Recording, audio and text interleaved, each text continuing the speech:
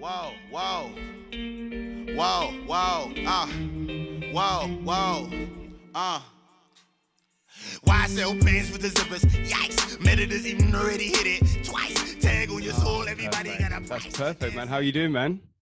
Yeah, good, bro. How about yourself? Yeah, I'm all right, man. Yeah, steady away.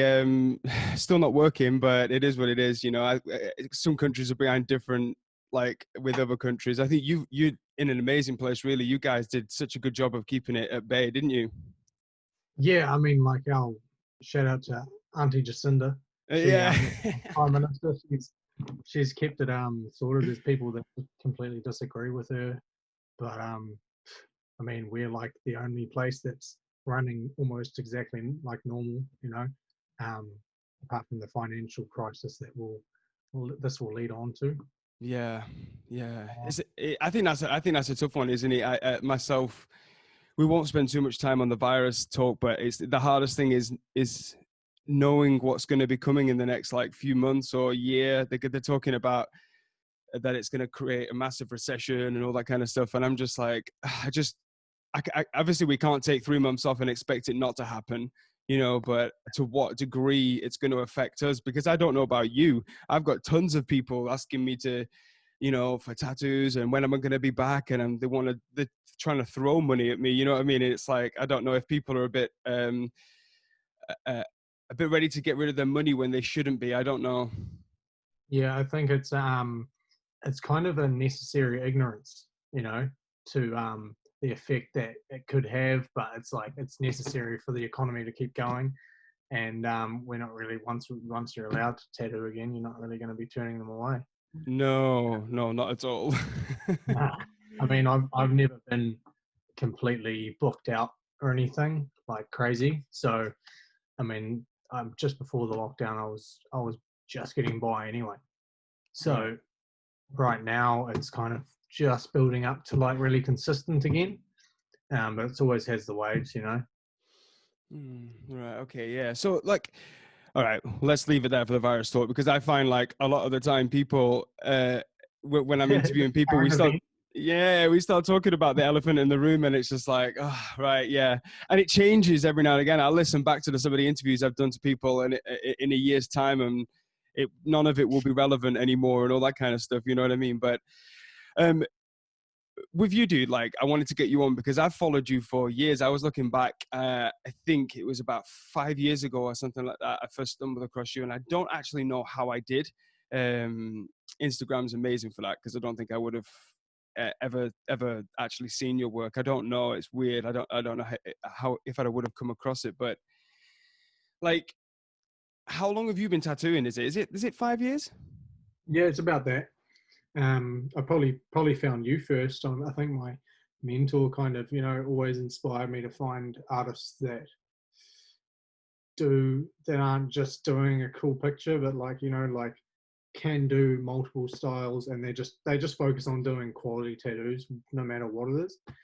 So I've always followed even the people that like no one knows, and I'm just like, that's even if I could just tattoo that clean every day, man, I'd be happy. Yeah, yeah. I think that's the dream, isn't it? Yeah. It's the idea of like, I remember because you look back at your work, and I think no matter what, you can look back at 3 years ago, you can look at something that you did and be like, huh, you would do it slightly different, but that's just the evolution as an artist, isn't it? Like, I, I feel like myself, we've got a common friend as well in Glenn Blackburn. I've spent some time with him years ago. He came to my studio, and I think we ended up crushing on you then, like talking about the stuff that you were doing, and the ways you would draw things, you know what I mean? Because the thing about what we do, man, or like the art that we're generally pulled to,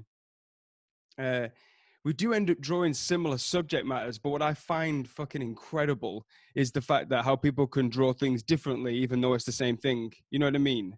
Yeah. Like Yeah. you can draw a snake, but then Glenn can draw a snake and it looked different, and then you get somebody else that draws a snake and it looks completely different. You know what I mean?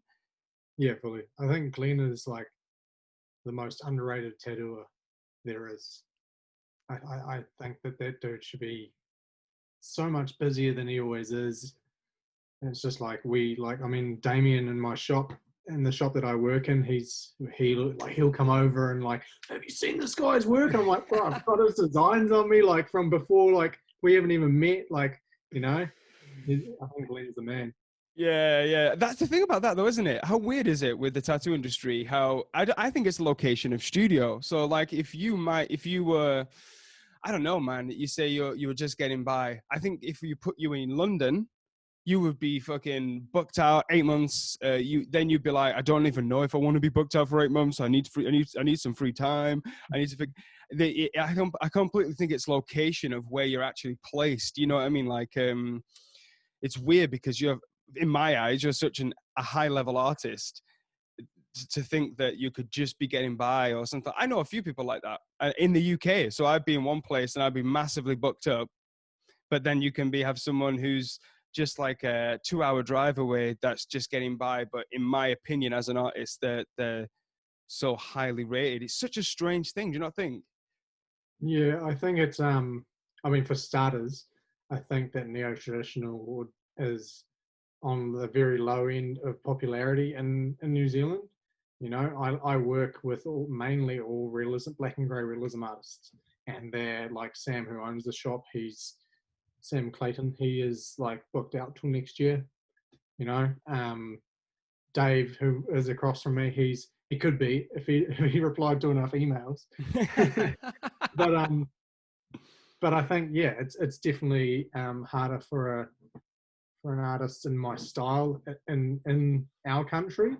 I think no one comes into our studio going, hey, have you got a guy that does snakes or or large scale color or anything? And there's only one guy that I kind of would, I don't know, like compare myself to, but also put above me. And I think he's worked a lot longer like in the style, he's worked a lot longer to get as busy as he has. You know, I've only been tattooing 5 years and moved around, and so Yeah, it's a weird one. in the quite little style that it is.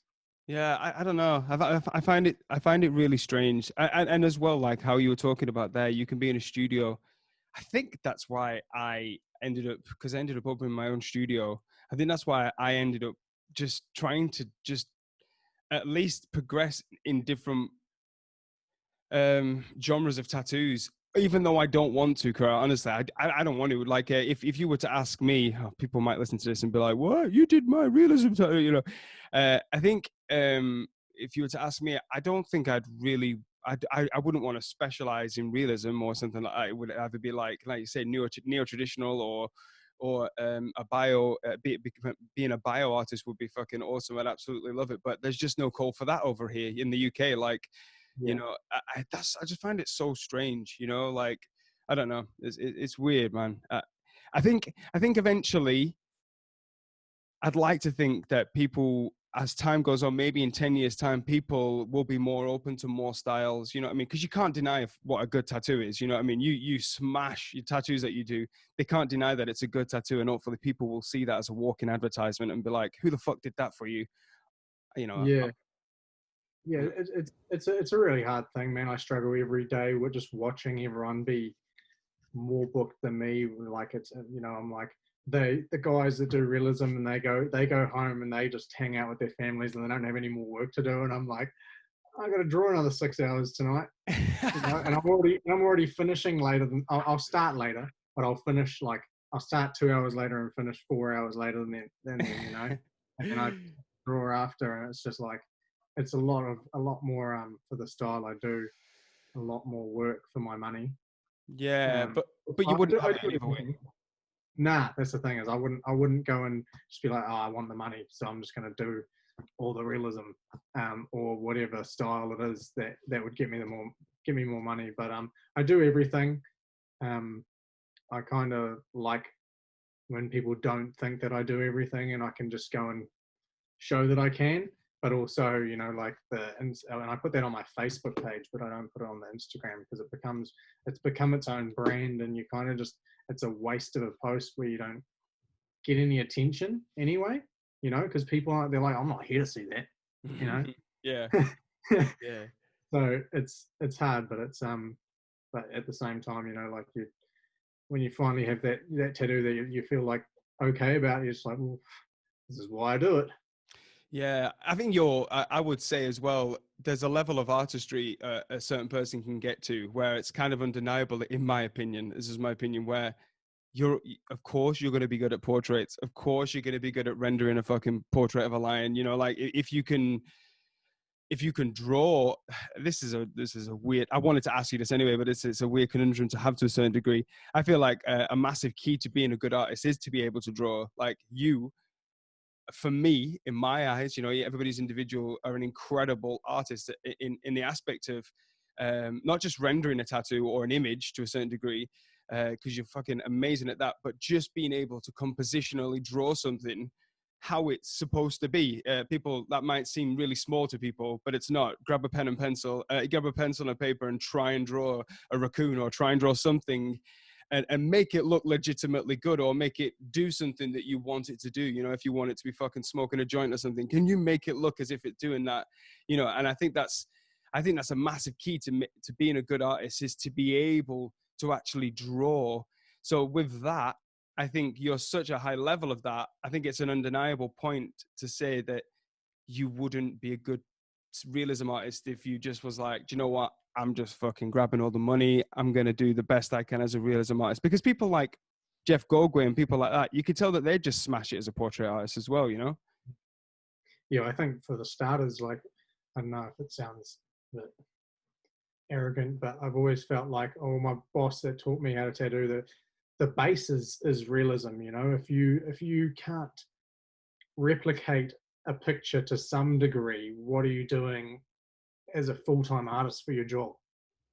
You know, it's kind of like that's the base, and the guys that have names for it, like, you know, Ben K or my boss, you know, that's where their style has become recognizable through their replication. You know, I think the starters, like, can you tattoo well? Can you make sure it's saturated? Can you, you know, and then follow your stencil? Then other than that, it's like you shouldn't really have any problem. It's just now it's whether you can see a style, or whether it's like that next level of saturation and smoothness. But Yeah, and you could argue as well. I mean, you could, you could have people on here. We could have somebody else on here arguing the counter to this, but I feel like you or someone that draws and then tries to add contrast to their drawing and then add color choices to a point where it looks visually pleasing, is as an artist that's flexing his muscle or her muscle more than a realism artist. I don't know if that's controversial. I don't know because with you as well, what I find or what I was going to touch upon is you do have like a massive approach to realism even in your near traditional work. yeah, well, I've always found it. I don't know. I think I was trying to explain it to the our apprentice. My love for the style that I do isn't really. I mean, yeah, it is kind of just because it looks cool, but it's it's also because to me that encapsulates everything that tattooing is. You know, if you go and do realism, that's one side of it. If you go and do like bold, flat Japanese, that's one side of it. Traditional, like this encapsulates everything, especially when you get down to like Teresa Sharp and artists that are, and like James Tex, that are actually taking in like light sources, and they don't even think about it.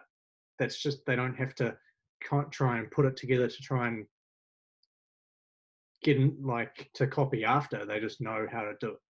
You know, so like when it gets into not just being a good picture, but it's like proportionately correct with whatever you're drawing, and the lighting source, like, doesn't have to be actually realistic, but it makes sense. It's tricking the eye, everyone else's eye, that it is realistic, because it's like it's the way that it also translates well into a tattoo and looks like that, you know. Yeah. I completely 100% like even just down to a skull, you know, like just making it look like again, you've got the knack of doing that, just making it look visually pleasing. You could do like a really traditional skull where it's just a few basic lines, some circles for the sockets, block colors, and just, you know, really minimal choices, keeping it to you know, a minimal palette, etc. Or you can still draw in a very like neo-traditional type way, but the shading and the values that you've put into it will create more of a realism approach, which just seems to draw people more. Not saying that a traditional tattoo isn't amazing, because they are, and there's some absolute killers out there. And even that, like, I could say I'm a realism artist, but then I look at stuff like that and I'm like, man, like somebody smashing it, and they're incredible at what they do, because that's it. No matter what style of tattoo you choose to do, or someone chooses to do, if someone's killing it in that field, regardless, they're killing it. The work they do is unbelievable, and it's easy to appreciate it, because there's so many fucking weak, scratchy type, humans out there that cannot do it, or they shouldn't be doing it. Like you, for what I was gonna like trying to like bottle your neck into to a certain degree is like I think you went the traditional route, didn't you? A few different routes to get into tattooing, but did you go like the real traditional route? As far as an apprenticeship, Yeah. I definitely apprenticed. I didn't tattoo before. I did I had a mate who had a tattoo machine, and he convinced me to do a couple of lines on him. But outside of that, one time it wasn't even a full tattoo. But outside of that, yeah, I didn't even look for a tattoo apprenticeship before I had tattooers interested in my art. I felt like, I went from, how do I say this? I was basically thinking I'll be a tattooist, because if I can draw for a living, why would I do anything else? Yeah. Just drew when I was in high school. And then I saw Aaron Chance's work, and then which led me on to Dean Sacred, Dean Parkin in Auckland. But I was like, when I saw that, I was like, fuck, Yeah. I'm going to be a tattoo artist, and I'm going to be that good, And from then on, I just kind of spent my nights, I lost friends and just didn't go out or anything for the next 4 or 5 years before I even looked for an apprenticeship. Yeah, but I'm sorry to interrupt you, but I feel like that's the way. From my point of view, this is the first time, if anyone's wondering, I've ever spoken to you, but I followed you, and I got that feeling just by images you were posting onto your social media, that you were that hardworking, and like, I don't know if you will attest to that. Like, that's pretty much the only way. I think that it's the way that I try and talk anyone into it. There's a guy in our shop the other day, and he'd asked, before I got in, he'd asked Dave, who was tattooing him, how do I get into it? And Dave just ignored the question until I was in for me to answer it, because I basically told him, if he said to me he wanted to, like, just not worried about the money, but wants to do it to learn on the side. And I said, if you want to do it on the side, stay the fuck out of it. Like, yeah, we're not interested in having you in this. Like, this is, I busted my balls, and guys before me busted their balls even harder to earn the chance to hold a tattoo machine. Mm-hmm. And if you're not willing to do that, then why would you deserve the best job in the world, as far as we're concerned? Yeah. And I try and talk people in. I've got a mate, his partner's actually a tattooer, and he could have kind of walked into an apprenticeship very easily, because his partner's in a shop. And I told him, nah, man, you gotta, like, trust me, the work will pay off if you just like work on your portfolio until people are begging for you in their shop, and he's just got landed an apprenticeship now, but he's like doing an album cover for like one of the most famous rappers in our country. Like, it's all paying off, and it's in line now, but it's because he just sat back, and he was working like 80 hours a week, 2 jobs, and painting. Yeah. And you don't, like, that's the thing, what you were just saying there. It's not a 95% job. It's definitely not an 80% job or anything below that. It's not even a 95% job. You have to be 100% into actually doing what you're doing. I think that's true in everything, Currar. I think, like, honestly, brother, I think, like, if you're going to be a joiner, like, don't be shit at it. You've got someone once said to me that you only do a finite number of tattoos. And I think that pulls through everything. But when someone said that to me, I was like, oh shit, that's so fucking true. You know what I mean? Like, before I die, I've only got, when I die, there'll be a number of tattoos that I've done, So I've got to get fucking good at it quick, and also to a point where I'll be proud to leave something behind, or whatever I leave behind, I'll be proud of. So in order to get there, you've got to work hard, man. Like with anything, like I said, if you're going to be a joiner, you're going to be whatever, man. Do it well. Do it well. Don't be 95% into it. Be 100% into it. Live and breathe it. Like this job, I don't think that people realize that we don't just do it at the shop, we do it at home. You know what I mean? It's massive, man. Especially the work that you do, or the work I try and do. I love drawing, but I know too many people out there.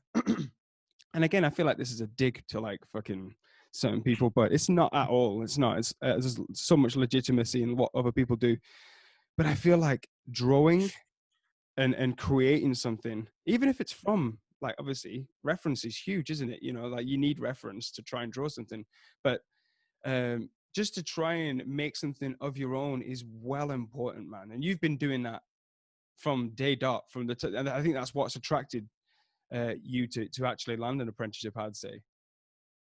Yeah. I mean, there's, I for a long time I was probably a bit arrogant and thought about if people that weren't really, it is really arrogant. Anyone that wasn't like putting their heart into something and really dedicated to it, they're kind of like, like they're half-assing life or whatever. It's like I didn't respect it, but I also have come to realize that there's different levels of everything. Everything is in perspective. It's a lot easier on your mental health if you don't have to take your work home.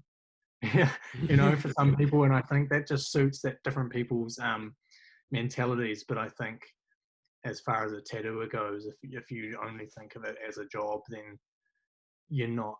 Yes, you can do it, but you're not going to reach any goals. Yeah, for sure, man. You can definitely be a builder that just does what he's told and earn a living, and there's no shame in that. But you can also be that builder that gets recommended by every single job you do. You get 3 back, 3 more from it, and that's a mentality, I think. As far as work ethic goes, I'm a useless. I would have been a bum if I didn't find tattooing. With the 3-year gap between finding tattooing and school and finding tattooing, I literally would wake up at 5 p.m. and play PlayStation until 7 in the morning. and until I really decided art is it, So if it wasn't, I don't think I have a crazy work ethic or anything. I think it's just that's how much I love tattooing. Yeah, well, I think your crazy work ethic has come from the passion of finding it then. So like, like you found it and it was like, oh shit, right, okay, I found something that's going to be me, like so that pushes on to another question I'm going to ask you is like, when did you get into art? Was that your first foray into it, or were you into it? Did you draw beforehand as a kid? I mean, I was always that kid that was in the class that was the artist, I remember year 10 of school, I got the best equal for my year for art. And then I was kind of like, who's this guy? Who's like equal with me. And then next year was when it actually counted for our, to pass schooling. And I was just kind of too into it to the point where I wasn't getting anything finished, and everyone was doing a decent level and passing in time, and it meant that I wasn't shit, so I kind of dropped it for a bit, went through the whole drugs and everything and gaming, and it wasn't until I found Erin Chance's work that I was like, this is it. Yeah, that's wicked, man, because she's incredible. Do you know how I found her work? With a little detour off here, but how I found her work was they used to do the shop Unkindness with Teresa. They used to do Twitch streams, and and they'd have the whole studio working, and they would be streaming the whole studio working. And I think it was like just as my son was born, I just used to sit down at night with a joint and I just listen to them, watch them talk, listen to what they had to say. And that's how I stumbled across her work. It's weird how you find certain people, because the person I knew from that shop, and she's unbelievable, is Teresa Sharp. So I was following her, you know. Yeah. And then Erin, and then it pushed me on to Erin's work. And I don't know if she's working with Teresa now. I'm not entirely sure, but unbelievable artists. It's weird how you find certain people, isn't it? Is there any would you say that's the earliest influence then for you? Yeah, 100%. She was like, I was basically just doing horrible drawings for people to make tattoos, um, and finding her work was, I think she worked at Sacred, which is where I get tattooed now here in Auckland. She went to school 2 minutes from where I grew up, Oh like wow. 2 minute, maybe 5 minute walk, and then got out of my small town that I grew up in as quick as she could. Tattooed in Auckland, and then went to Melbourne, and then over to America, and now she's with Teresa. But yeah, it was. I don't know. I've lost my train of thought. Would you say like who's the earliest? Like say Erin was one of your early influences. Is there anybody else you can think back to then? Not current influences, but like, is there any other early influences from back in the day? You know, like 5 years ago. I say it's back in the day. It's like 5 years ago, 6 years ago, that like used to stoke your fire and make you want to draw. I mean, Erin was probably like like 8 years ago, 8, 9 years Right? ago. Yeah. Before it was literally I was drawing shit designs. Wasn't no color, no shading, just like the rough idea of a tattoo for people. And then because she worked with Dean and was doing these collabs, with Grey X Ghost on Instagram, Dean Sacred. They were doing these collabs, and I found him, and those two were kind of like the benchmark. I kind of dismissed anyone else. There was their friends, William Yoniyama. He's tattoos in Melbourne. I've got my whole lower leg done by him, and he's up there with them. He's unbelievable. He's crazy Brazilian Japanese dude. Yeah.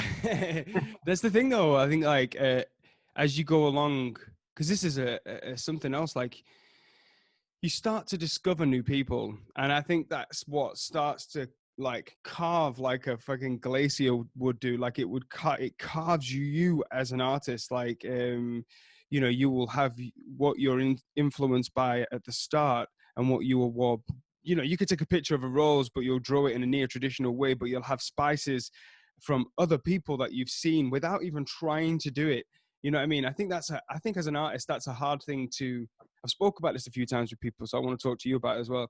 That's a hard thing to take in and digest, whether you're, how do you say it, stealing, because you're not stealing. It's being influenced and allowing yourself to draw a leaf a certain way, or to draw a petal a certain way, because, and be happy that it's your artwork. You know, like, I think it's such a weird path to go. Now, how do you feel about that? You know, if you understand what I'm trying to say, like the idea of not stealing things from people, because you're not. It's by looking at something, you're taking influence by it. You know what I mean? 100%. I've always felt like it was a bit of a tug of war. There's these like maybe 7 artists that are like there's nothing I could critique them on.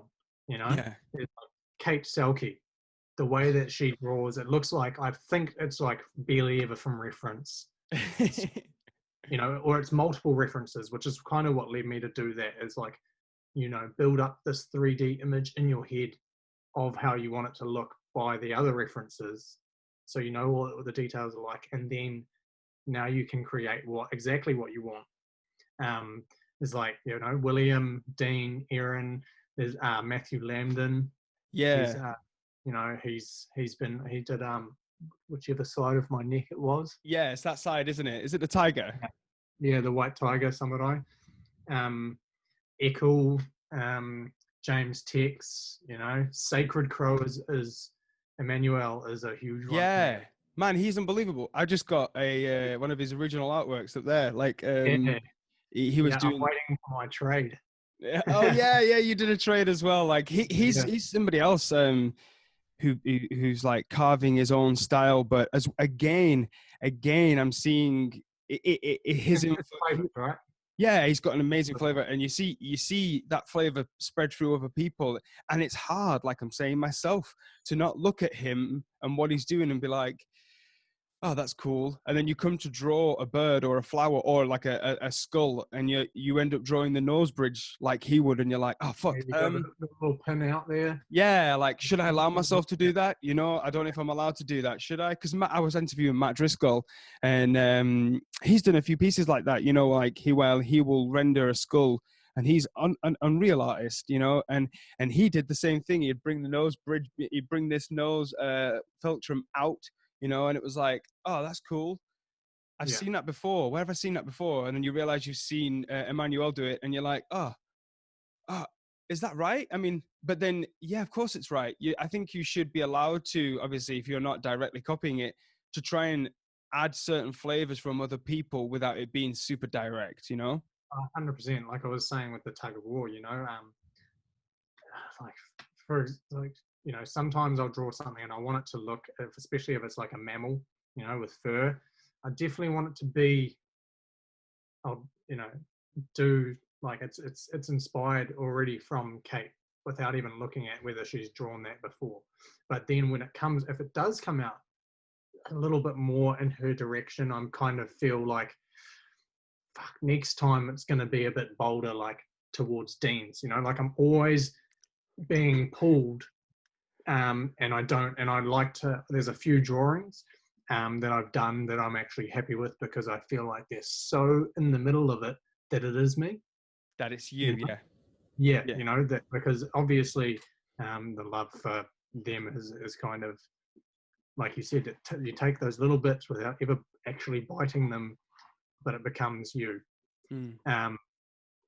And I've got a couple drawings that I'm just like, I'm stoked with just because there's no one that it looks like because it's so evenly influenced by my whole career, I guess, and those influences. Yeah, I think as well, that is such a weird point, isn't it? Because, like, you know, your snakes stand alone, so like it's hard to hear, but it's weird to hear people say stuff like this to you. So sorry if it's like, oh, don't say that, but like your snakes stand alone, so your snakes are like, I've seen them evolve, so you can anybody that's never seen Currar's work, you can go on, I'll link it on, but you can go right back and you can see the progression from when he first used to draw snakes to like the progression to now. And you've carved out this cool, incredible way of drawing snakes. I'm in that battle at this point myself as an artist of trying to make the body flow, trying to make the belly move right, and there's a few people I will turn to be like, how are they doing that? How's that belly disappearing? Where does it reappear again? Like, how is that? Until it becomes part of talking the English language, or like something like that, and when it just falls out of your hands. Like snakes is one of those where, because it obviously snakes bellow down and influence your dragons and stuff like that because of how reptilian they are and stuff like that. Snakes has always been a good one for me. I think you're one of my favorites with snakes. Who did you draw your influences from with that, or is that just something that you've carved out over time? No, that's just like all William, all Yeah. William Yama without. But this is the thing, is I never wanted him to look at it and be like, this guy's looking at my work. So I've always tried my best to like pick up the important parts, the parts that make it, that aren't his style per se. They're just the bits that I'd say the structure that make it good, make it like work so well. And then from then on, it's just trial and error and weaning down what you don't like. I think I mean, with everything, not just my snakes, but everything I draw, I've got this weird process. People talk about how they hate all their drawings, and then later on they like look back at it and like, oh, that one wasn't so bad, you know. Whereas I am almost everything I draw, if I'm going to tattoo it on someone, I'm pumped on it. Yeah. I'm pumped. I have to be. If I'm not happy with it, man, I'm not putting it on your skin. But the next time, say exactly the perfect example was a hanya for me. The last one I drew, I was maybe 3 hanyas ago. I was like, this is it. I'm gutted. I don't want to have to draw another hanya because I've seen better ones, but without copying them, I'm not capable of doing better, you know. And then I did have to draw another hanya, and I kept trying, and it kept coming out the same, kept coming out the same. So it forced me to flip the angle completely, Yeah. and that meant it actually came out completely fresh. There's no influence, and now I'm happy with that one. I look back at the one I was stoked with, and I'm like, it's so. I don't want to look at it again. You know, that's my process. It's pumped until I have to draw it again, until I outdo it. But that's the goal every time. Yeah, yeah. Yeah, that is fucking awesome, man. It's so weird, isn't it? Another one as well, like with like Japanese finger waves, you know, like water, trying to make things flow and move, and you can be influenced. Like Glenn's unbelievable at drawing water. Like I remember when he first ever came up here where I live. And I saw him drawing it, and I'm like trying to figure out how he's doing it and asking questions. And no matter what, it would just not flow. I could just not get it to work. And then I remember going to a seminar with Marcus Lenhard, a German guy who's a bioartist. And I was like, and he said, even though he's a bioartist, he doesn't draw any Japanese stuff at all. He said, a key to unlocking flow and anything like that is drawing Japanese waves, you know, trying to make them move and groove and flow like that. But then different people started coming out. And I think the first time I ever saw someone draw like Japanese waves that didn't have that crazy flow, but still had amazing movement was Shijade. It's almost like he dropped the normal conventional way that Philip Liu was doing it and was like, I'm just going to make it move a bit more raggily. And I think that people have started doing that, and I fucking love it. So but it's really hard for me to not like, right, if I get a chance to draw finger waves again, I'm gonna take away from the style Glenn would do it and try and do a bit more raggily. But again, you're starting to pull influences from everywhere, aren't you? I think, yeah, there's certain things that we're so far along the timeline of them being done that if you don't have some sort of influence, then I mean they're a made up thing, right? They came from Japanese art, so you can't not look at them. You couldn't even draw or picture them without seeing that art. Yeah. Whereas an animal is an animal, and that's up to you how you draw it. So I think without any influence, it's you're never going to do them well. And for me, I've never been happy with my waves until they're tattooed. I think that they look like absolute trash when they're on paper. The flow looks wrong. They just don't. They just look wrong, you know. And I just have to trust that once it's on the skin, I look back at it and in the whole perspective of the tattoo. Okay, now it flows. Now it looks right.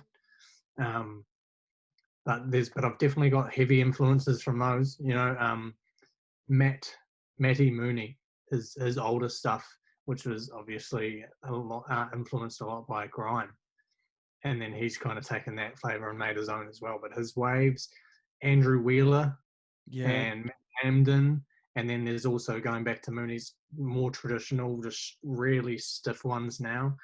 That mix of all of that, I'm trying to make sure my waves look nothing like them, but I've obviously learned from looking at them. Yeah. You know? Yeah, what a mind fuck. You know what I mean? Like, it's just like, I'm not, you know, it's just, it's tough, man. I think it's one of the things like, do you ever suffer from like, I don't know, you're so prolific, but that you've got to a certain degree. Do you ever suffer from like artistic blocks or creative blocks? And what do you do to get past that yourself? Oh man, I'm honestly the last year has just been trying to find it again. You know, the last year I probably just I did 2 paintings. Outside of that, I didn't really do any extracurricular drawing. We've moved into a new house. The mind space is a lot better, and it's kind of coming back now. You know, but I don't know, an artist block. Now I'm just learning to just like forgive that I'm not in that zone. The iPad has helped that a lot because I can sit in bed and watch TV and like I literally my mind is on a cycle and it's just like constantly trying to picture what I'm drawing and it's just like if it's not working I don't do it and there'll be a second that like the TV gets boring and I can picture it and I'm like boom ready to go and I just let it flow naturally now. You know, I used to force it for hours, even before I was in an apprenticeship. Anything like I made sure I drew until 4 in the morning. So I would sit there with like 6 energy drinks. I would go through 6 energy drinks a day, by the way. But I'd have like at least 2 of them before I started drawing. I'd be blasting music till like my ranch doors open, 4 in the morning, music blasting, and just vaping or smoking up a storm until I put the pencil to the paper and it worked. Right. Yeah. It wasn't working. More music, more vaping, more energy drinks. That was it. But that's why it's been so hard for me to find that again, find the flow, because now I'm not doing that at all anymore. You know, I'm constantly only drinking water. Um, you know, I don't live with the doors open, blasting music. So it's Yeah. been Well, hard to find that again. yeah, there's got to come a point though in life where I mean, you could say you've got your lady as well. Like, you know, I mean, talk about health and stuff. It isn't healthy, is it? You know, you as much as I hear people like, you know, I stayed up till 6 o'clock in the morning trying to get this done, but you realize that what's super important to function the next day if you're going to tattoo or something like that is to actually get a good amount of sleep. You know what I mean? Like the feeling from 4 hours or 3.5 hours to like 6 to 7 hours is fucking night and day. You know what I mean? And the human you are to your customer when you get in and you're like, hey, how you doing, man? Listen, man, I'm fucking stoked for this. It's well worth trying to find a different way around it. And like you say, I think the iPad for workflow is a godsend. You know, do you like I've got the 12 just over 12 inch, I think it's 13-inch iPad, and it's just having that is just unbelievable, you know, for like, because I see that one of the best things about an iPad as well is being able to see people work. So you can see what reference they'll pull into the screen, and then you can see how they create in shapes, the movement. No, not that. This, no, not that.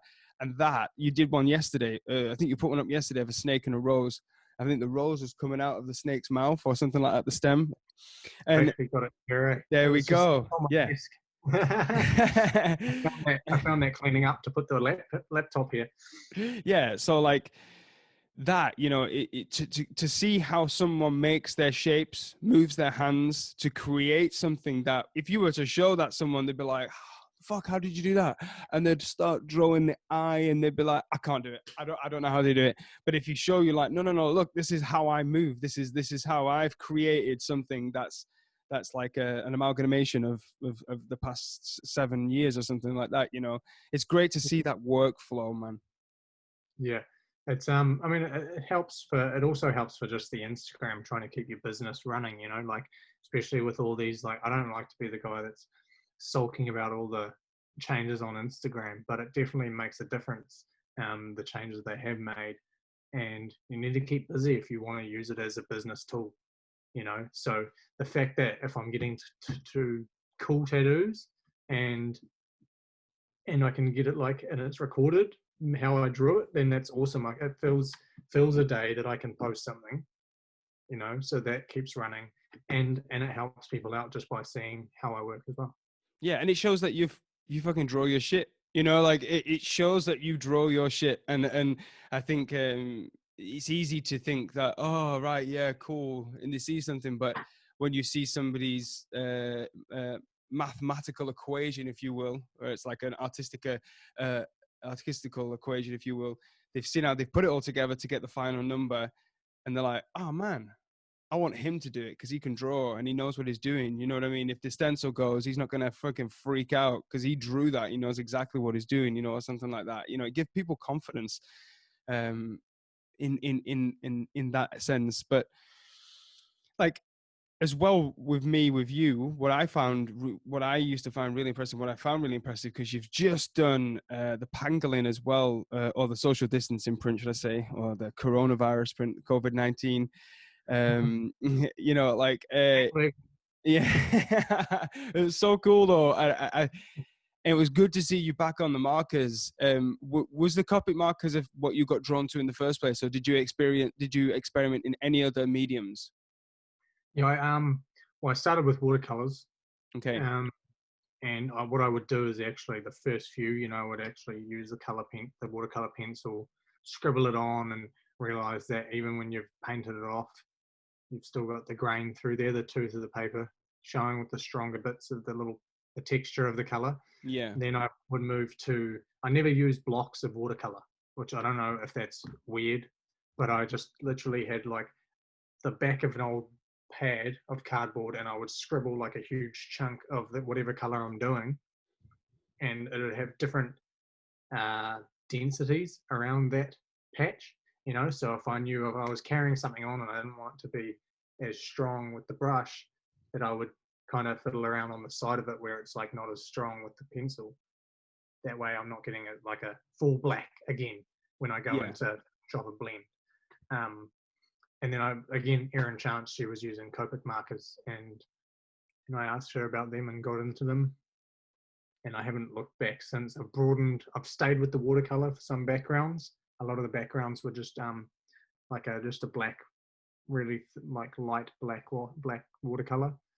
And now I've gotten into paint pens, because like without trying to replicate that digital, like it's done digitally, but all by hand, that's the only way to really do it, is paint on top, Yeah, yeah. And you could tell, like, it's weird. So a few of the actual original, say if if it's not digitally done, if it's originally done, it is a mix. Some of them are a bit of a mixture between watercolor and Copics. Then is that what it is still? Yeah. Yeah. So I haven't used watercolors at all for. I think the last one I did was the Namakubi, the more realistic woman's face, and I went with a green, like a dirty green watercolor over my like skin tone markers, Right. make it Okay. look a bit more dead, a bit more like zombie-ish. Yeah. I'd done that years ago for a portrait painting I did of one of my favorite rappers. I did the green over him. Yeah. Yeah. Who was that? Who was that? It was a. I think It was Yeah. Yeah. I so remember part of seeing. it's a Flatbush Zombies. Yeah. There we go. Yeah. My top. I listen to them every day. But that was Zombie Juice. So I wanted to do them like a zombie, and tinted I already used I just used the brown I could match to his skin tone as much as possible, and then I just painted over it with like a green tone just to make him look a bit more like a zombie. I think it's more like almost like a glaze. Like, I think like oil painters use them as like a glaze to add a certain tint of color over something. It's like you did that there. I know what you mean. Like you put like a pass of something that made it look something else, but it still had the values of what you did underneath. Again, what you were talking about there as well is the picture that you were talking about. You again on that picture flexed your realism muscles. Like, I think that's the thing. What I pull back to it again with your work is I don't know where that's come from in terms of, I don't know if you're influenced as well by the people in your shop or whatever, but your realism, you do flex that a lot in your neo-traditional, like, like you're saying, what we're saying about the face. And you did one really once with a Maori, I'm sure it was a Maori guy. He definitely had some Maori tattoos coming up here. I think he had it. It's all over his face. Yeah, again, realism. You know what I mean? Yeah. So it shows me that when it comes down to it, you've got the artistic chops to do that kind of thing. You know what I mean? But with Instagram, are you saying you only post out on Instagram what you want to do in general? Yeah, for sure. Or what people want to see. Sometimes I do post the other stuff, and it just, I'm like stoked. I nailed what this person wanted. I did dot work, and like lines and dots texture, girls half a back, and I was like, I posted that, and it got like nothing, and I'm like, well, I had my workmate saying like, you adapted to that style really well. And I just wanted to show that, but it's still got no attention because that is what my Instagram brand has become, is people are following me for the snakes and for the birds and for the colored neo-traditional. So whether the general public will like it or not, they're not going to see it. It's just my followers. Yeah, it's weird as well though, because like you've got such a massive following for people that want to see that, but they're all over the world and they're not fucking in Auckland. And it's like, just go, Yeah. just be here. And when you're here, you know, like you'd be so fucking busy because of how many people admire the way you do things. It's like, for fuck's sake. I've always, oh, sorry. No, it's all right. Go on. I've always said that I would be, that I would be busy elsewhere. When the first time I went to Australia, I had more emails than I could contact, and not one tattoo was one that I didn't want to tattoo, because Yeah. Australia is so far ahead in the game of like, the clients know how it goes. They find an artist they like, they send them, here's a rough idea, this is where I want it. They don't have a budget. They know how it goes, and that's how they get the best tattoos. That's how they get. Like, I look back at my last guest spot when I worked at Meiji with Stu. Every tattoo I wanted, like, is what I want to use to represent myself now, because of that flow of how it just works over there. Yeah. Those people. I had a girl. I think 2 tattoos I wasn't happy with when I drew them. And I said that to Stu, and I'm like running on no sleep, and he's just like, just redraw it. Just redraw it. Draw it again. And I was like, all right, yeah, sweet. I'm going home at like 8 o'clock dinner, like up till 2 every night there, and up again at like 7 or 8. And and I was like, hey, so I know you're happy with that thing, but I drew this last night. Do you want this? I think it's going to be a lot better. And she's like, yep, cool. And I think it was like 10 times the tattoo it would have been. Yeah. It's just the freedom that you have with those artists, those clients. Sorry, and I think Australia is just far more ahead, and also just it's more popular there, neo-traditional. Yeah. So it kills. I mean, like, I have great clients. I have clients that I have this one guy, and he had like a bunch of tattoos from 10 years ago. He's in his early 40s, and he worked with a guy that I went to school with, and he brought him in, and we started this. He wanted a 3/4 sleeve. He loved everything I did with like animals, with like samurai animals and things. And he goes, I want a stoat fighting a rat, but like with like a Japanese scene. And he only wanted it down to his elbow, but he's a really small dude. So when he turned up, what I'd drawn fit his whole arm. And he hasn't been tattooed for like 10 years and has no confidence. This is the second time he's met me. Yeah. And he let me make it that big. We did the first half first, and then we put the rat in after. And we're doing the background. And I said, dude, can I put some lightning in this? And he like tossed and turned until eventually he was like, no, like I can't picture it. I can't do it. I'm like, that's all good. No worries.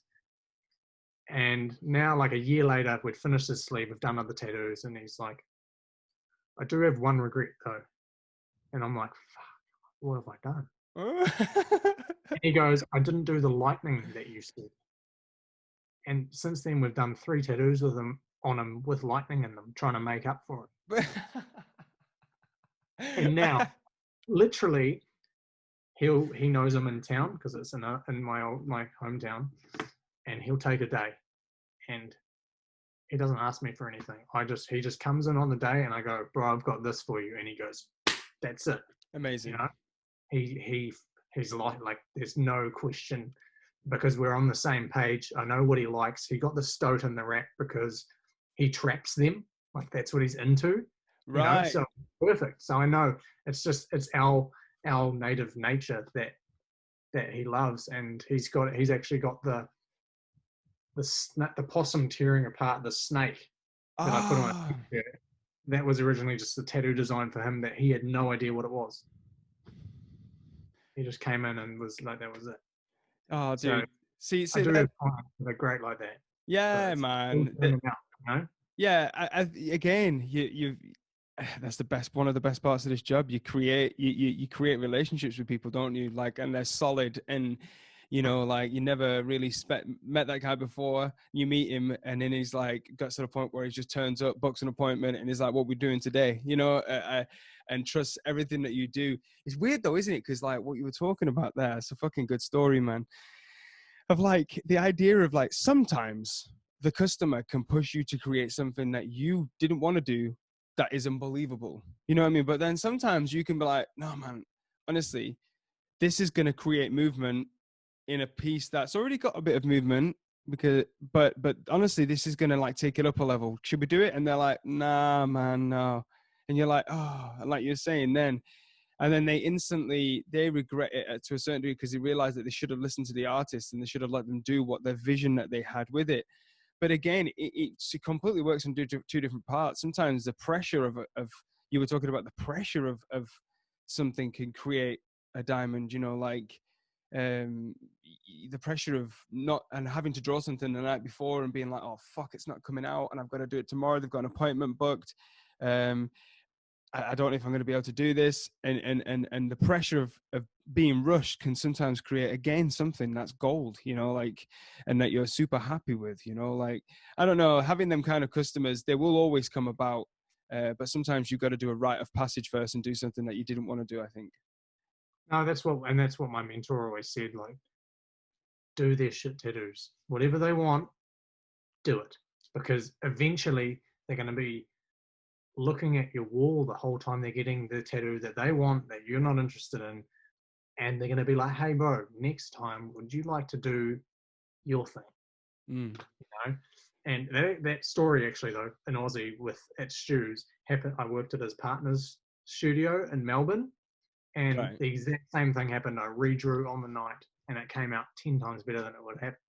So I have unintentionally developed this draw on the night thing, which I used to think people were dickheads for doing. You know, not having their shit pre-drawn because I'd be a week ahead.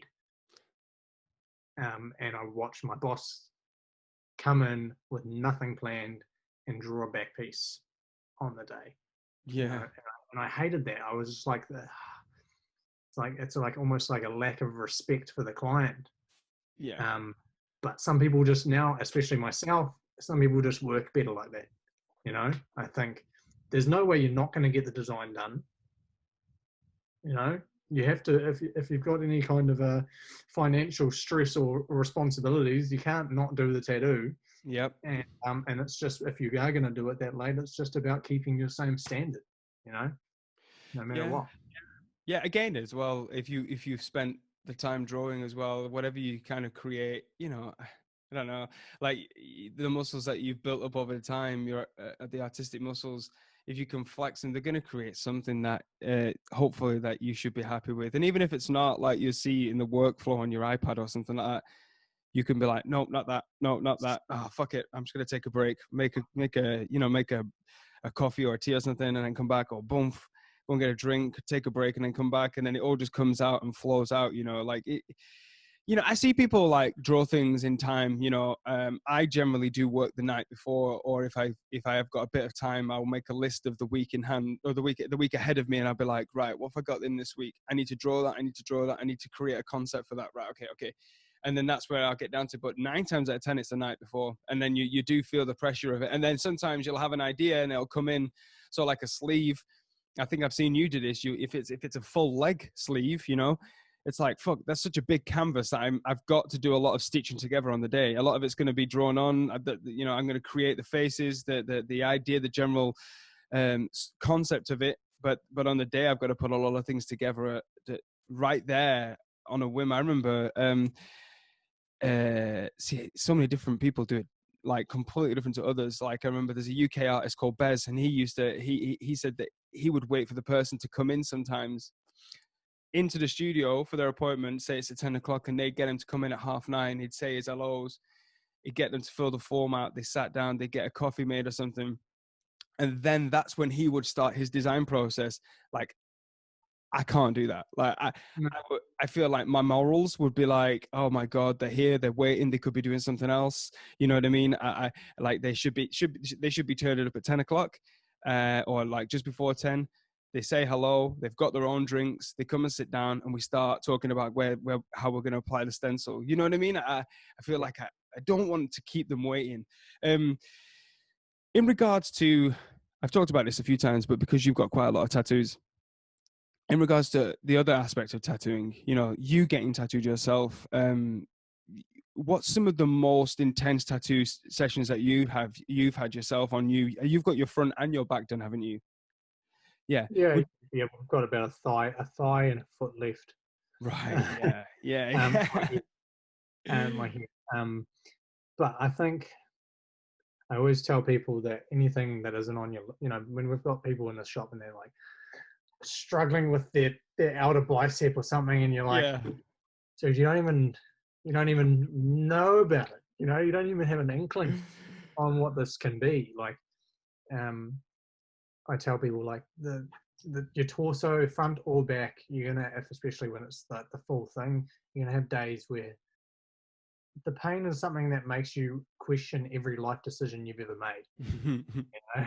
That's usually like the way I describe it, because I try and psych people out so they're mentally prepared. I have a mate, a guy who I kind of knew, another one that's become a good friend. I kind of knew before he came in and booked in for a tattoo, and we got to the point where now we've done his sleeve, we've done both of his legs, or I've chipped into his legs, and he wanted to start his chest, but what I drew kind of developed into chest and down to the belly button, you know, almost a torso. And I psyched him out as good as I could. I said, like, this is gonna, like, from start to finish, it's gonna be worse than anything you've ever experienced. And he goes, I know what you're doing, bro.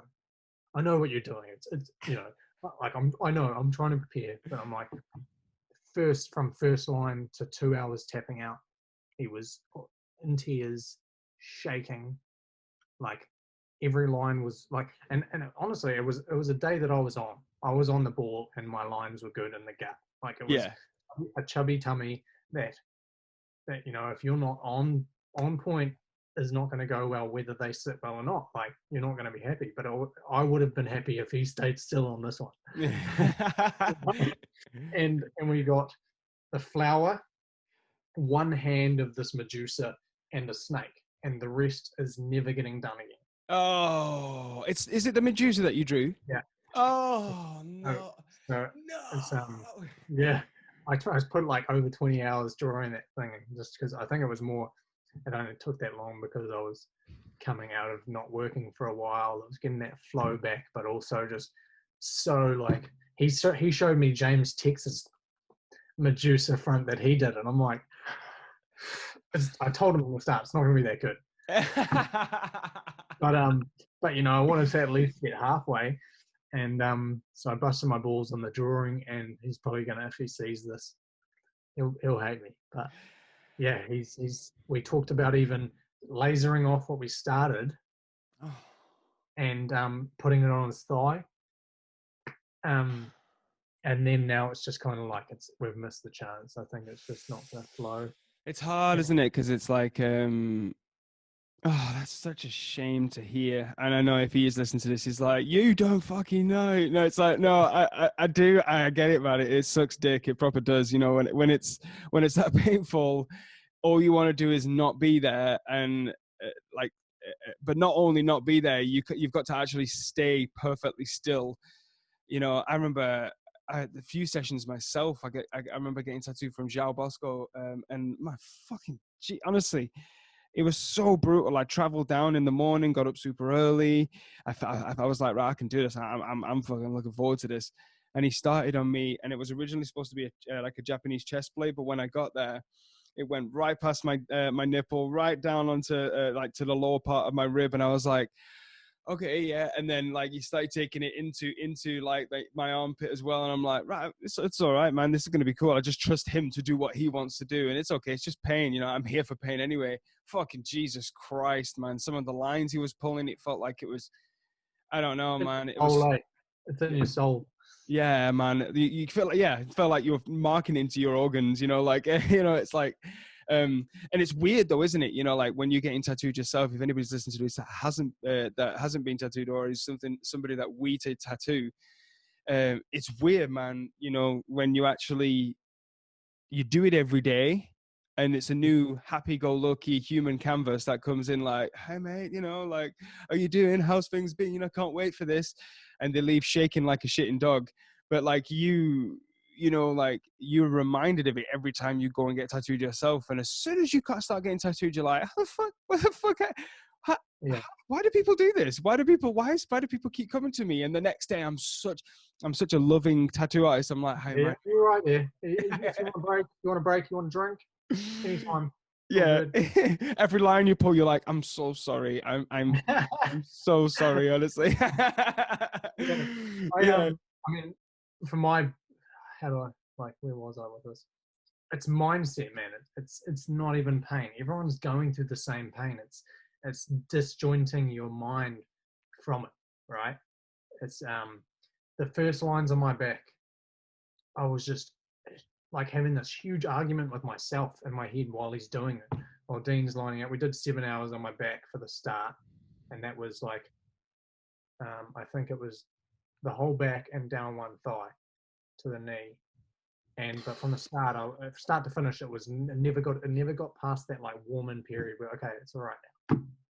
I can bear it. It was horrible start to finish, and I was in my head like, what's the point of this? You can't even see it. You don't need your back tattoo, you know? You do not need this. You're never going to see it. There is no point, and you're signing up for 10 grand of nothing, 10 grand of pain, and never going to see it, you know? And I tell people it's the same. That's what it's like. It's mindset though, you know. There was other days. I remember I had a mate come in who had met Dean through me getting tattooed all the time. And he came in, I had dropped the driest joke. I was just like, I think we were like 8 hours in. And I said to my mate Kev, I'm like, bro, are you surprised I'm not fucking moving like this? I'm a machine, you know? Dean's just like, shut up. But I'm just like, it was such an easy day. It was honestly, there wasn't like one bit of it that was really bothering me, and it was all over my back. But it's all mindset, you know? You set yourself up. However your last tattoo was, you set yourself up for next time. I think even with this, like, unless you leave it too long in between, I tell people your first tattoo is always easy, even if it's on your ribs. It's easier than you thought it was going to be. Your next one is hell because you remember it being so easy, you know. And then your third one, kind of, you start balancing and just not trying to put any expectation on how bad it's going to be. But depending on how big the tattoos you're getting. Yeah, man, that's so cool. I love that. It's fucking.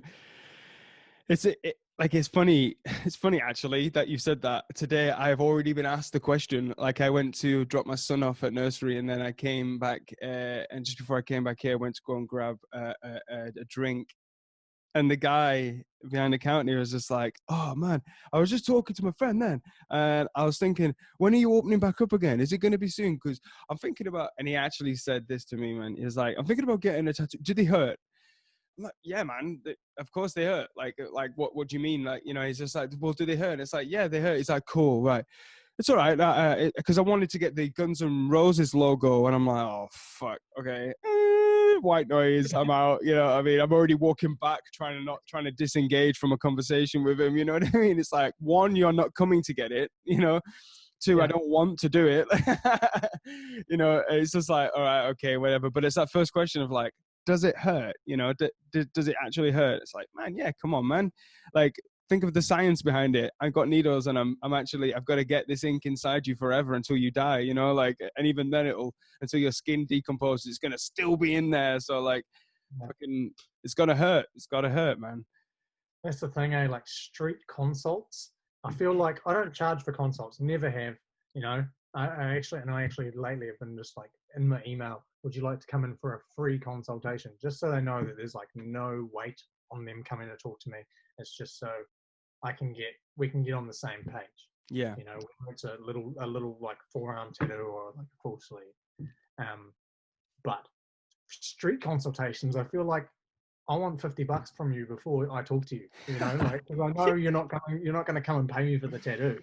Yeah, you're just fucking stealing my time. Like this, Yeah, like we've only got a certain number of minutes to be alive, and you're stealing it just by fucking throwing this empty conversation at me about something that you're not going to pass through on. You're yeah, just you're just satisfying your own urge, like people that book tattoos and don't actually come and get tattooed. They book it to look good in front of other people. You know, oh yeah, I booked a tattoo today. I have no like I'm not going to turn up for it, but you know, I booked a tattoo today. How tough am I, or something like that? You know, I don't know. People are yeah. fucking weird. Like I've never once booked a tattoo and not turned up for it. I think once you make that commitment, it's a step forward to be like, okay, I want to do this. You know, you thought about it enough, and you want to get it, and you want to take that step to get that thing forever. When was your first time that you ever like experienced like saw a tattoo? Like, were you super young? I don't even know if I remember. I think I never really had this disjoint of art and tattoos. Mm, I think I'm young enough of a generation to have it. It's just one thing, you know. yeah. And when I remember being in middle school and my teacher going, no, it's be messy. It's too perfect, And I want to go back and be like, nah, it's got to be perfect. Show her my work now, Show her what I'm doing because that's how my mind works, and I think that's just the natural progression of where I was going to end up anyway. No matter what generation I was in, that's how my brain works, and it wants to head for something that has this like imperfect perfectness, like I want the gnarliest design possible, but I want it to be as clean as possible, and that's the only place that works is tattooing. Yeah. So, but I can't remember anything before the local tattoo shop and showing them a picture that I wanted tattooed, really. Yeah. Yeah, man. Honestly, listen, dude, I am really like cognizant of the time it is with you because people that are listening, we are completely on the opposite sides of the world. It's morning time here. It's rainy outside, but it's light and it's nighttime with you. I have fucking thoroughly enjoyed talking to you, man, and hopefully one day our human paths will cross and I'll be able to like chill out with you or whatever. But this is a good like. If this is all that happens, I will take it. You know.